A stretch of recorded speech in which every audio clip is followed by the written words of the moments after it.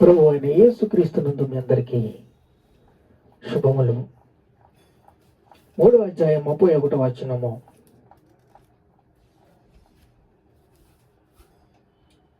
దావీదు బట్టలు చింపుకుని గోనెపట్ట కట్టుకుని అబేర్ను శవం ముందు నడుచుచు ప్రలాపము చేయుడని యావాబునకు అతనితోనున్న వారందరికీ ఆజ్ఞ ఇచ్చెను. అబేర్ను సౌలు సైన్యాధిపతి. అబేర్ను చచ్చిపోయాడు. ఇప్పుడు దావీదు బహు దుఃఖకాతుడయ్యాడు. దావీదు పనిలో చేర్చుకుందారని ఆశపడ్డాడు. మీకాలను తీసుకొస్తావా? తీసుకొస్తానయ్యా. నా దగ్గరే పని చేస్తావా? చేస్తానయ్యా. ఎంతమంది ఉన్నారు? 400 మంది. ఎక్కడున్నాడో? హెబ్రోన్లో ఉన్నాడు.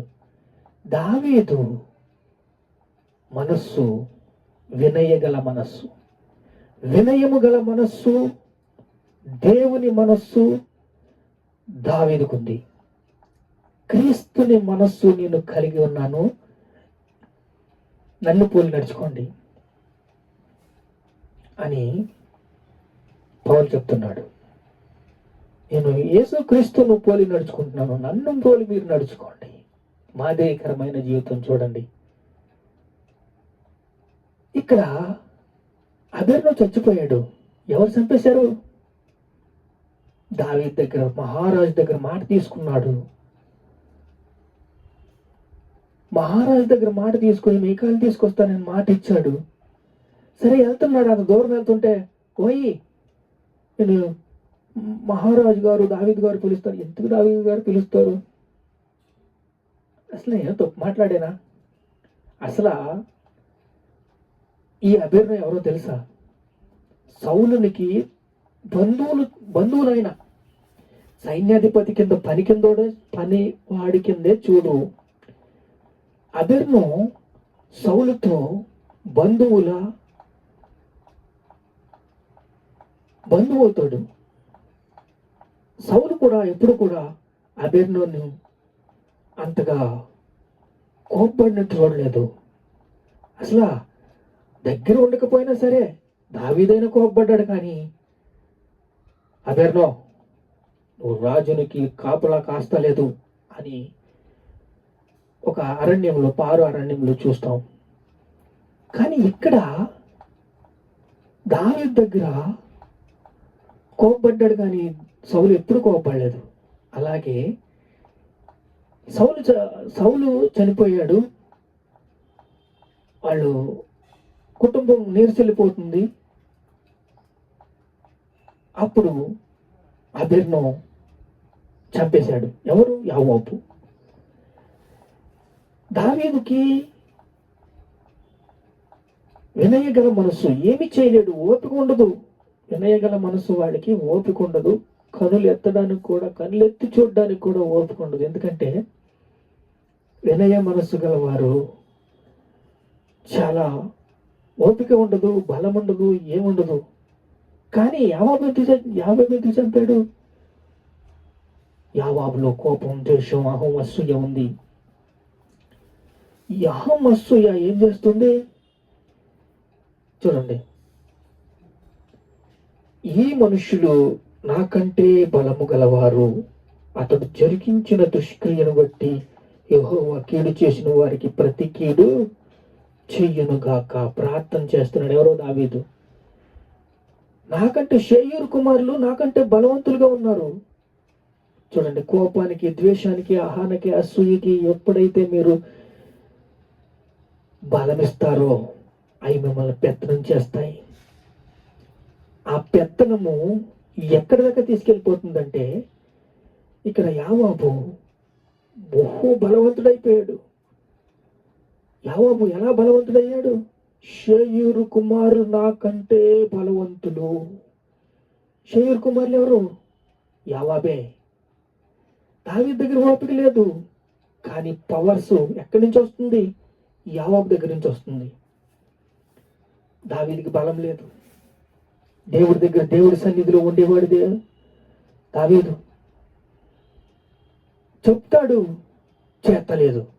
ఇష్టం, నా ఇష్టం, నేను ఏమైనా చేస్తాను. అంత గుప్పిట్లోని యావాబు గుప్పిట్లో పెట్టేసుకున్నాడు. యావాబు పెత్తనం చెలాయిస్తున్నాడు. యావాబు ఎవరు? సైన్యములకు అధిపతి.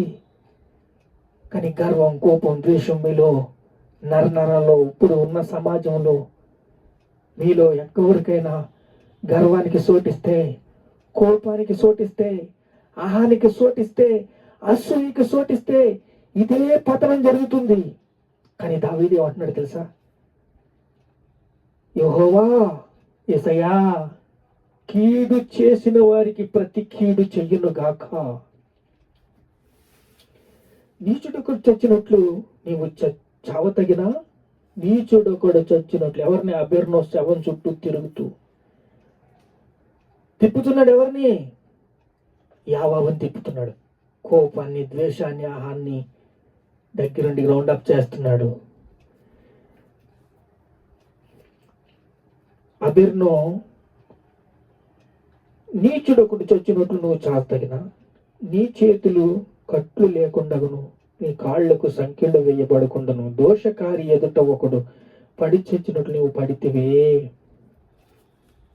ఎంత అపాయము దావీదు సంస్థానంలో జరుగుతుంది చూడండి. దావీదుకి ఏ పాపం తెలియదు, దేవుడితోనే ఉంటాడు.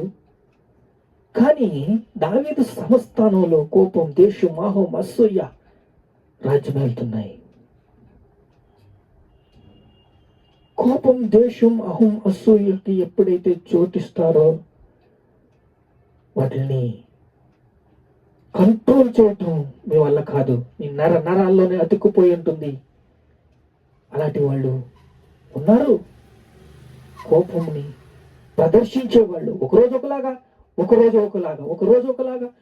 మరొక రోజు ఇంకొకలాగా కోపాన్ని ప్రదర్శిస్తున్న వాళ్ళు, ద్వేషాన్ని, పగని ప్రదర్శిస్తున్న వాళ్ళు మంచిది కాదు. ఎందుకంటే దేవుడు దావీదు పట్ల చాలా, దావీదుకి దాసోహం అయిపోయాడు. దేవుని హృదయానుసారుడైపోయాడు దావీదు. ఎందుకంటే వినయము గల వారి దగ్గరగా ఆయన వాసం చేస్తాడంట. చూడండి, యావోబు మాట వినటం లేదు. యావోబు మాట వినకపోతే పరిస్థితి ఎంత నీచానికి దిగజారిపోయిందో చూడండి. ఆ సంస్థానం ఎవరిది? దావీదుది. ఎవరు రాజ్యం వెళ్తున్నారు? కోపం, ద్వేషం, అహం, అసూయ రాజ్యం వెళ్తున్నాయి. ఇది తగునా? తగదు. ఇలాగా చేయటం చాలా, ఒక బావిలోంచి చేదు నీళ్ళు ఊరినా, మంచి నీళ్ళు, చేదు నీళ్ళు ఊరినా, ఒక నారికలోంచి ఇన్ని మాటలు వచ్చినా నో, ఇది తప్పు. కానీ యావాబు రాజ్యం వెళ్తున్నాడు. కానీ శిక్షించడా దావీదు? లేదు. ఎందుకంటే శిక్షించడానికి శక్తి లేనంత పవర్ లేదు. ఎవరి దగ్గర శక్తి లేదు. కనులెత్తడానికి కూడా దావీదుకి శక్తి లేదు. ఎందుకో వినయము గల వారికే తెలుస్తుంది ఆ మాటలో. వినయము గల మనసు ఉన్న వారికే తెలుస్తుంది. వినయము గల మనసు ఉంటే దేవుడితో సహవాసం పెనవేసుకుని ఉంటారు. దేవుడితోనే ఉంటారు. దేవుడి మాటలే ఉంటాయి. జీవ జల నదులు బిగ్గరగా హృదయంలోంచి పారుతాయి. ప్రార్థన చేసుకుందాం. మహాపరిశుద్ధుడైన తండ్రి, అబెర్నో చనిపోయాడు. తండ్రి, అబెర్నోకి నీచంగా చంపేశాడు దావీదు సంస్థానంలో మర్డర్ జరిగింది. కానీ దావీదుకు తెలియదు. అయ్యా, కోపం, ద్వేషం, అహం, అసూయకి చోటిస్తే ఎంత విపత్తు జరుగుతుందో. నాయనా, యథార్థవంతులకు సెలవిస్తున్నాం ఈరోజు, నమ్మకస్తులకి సెలవిస్తున్నాం ఈరోజు. ఇగో ఈ వాక్యం ద్వారా నాయన ఒకసారి జ్ఞాపకం చేసుకుని నీరు కట్టి ఫలింపచేయ్యా. మాలో కోపం ఉందా, మాలో ద్వేషం ఉందా, మాలో అహం ఉందా, మాలో అసూయ ఉందా, ఏమి కూడా పెత్తనం చేయరాదు. ఏ పెత్తనం చేసినా మాకు చాలా ప్రమాదం. ఒక కొండను చూసి ఏళ్లతో ఎత్తబడి సముద్రంలో పడబోయేవాడిని గాక అంటే అది మాకు లోబడుతుంది నాయన. ఆవగింజంత విశ్వాసం ఉంటే అయ్యా మాలో కోపం అనే ద్వేషం, అహం, అసూయ, కోపం, ద్వేషం, అహం, అసూయ అనే కొండల్ని ఏతో పెకలింపబడి సముద్రంలో పడవేయబడిన కానీ యేసుక్రీస్తు నామములో ఆజ్ఞాపిస్తున్నామయ్యా. వాటి వైపు మరా తిరగకుండా నాయనా వినయముతో, సహనముతో, ప్రేమతో ముందుకు సాగి కృపను మాకు దయచేయమని యేసుక్రీస్తు పరిశుద్ధ నామములో ప్రార్థన సమర్పిస్తున్నాం తండ్రి. ఆమేన్.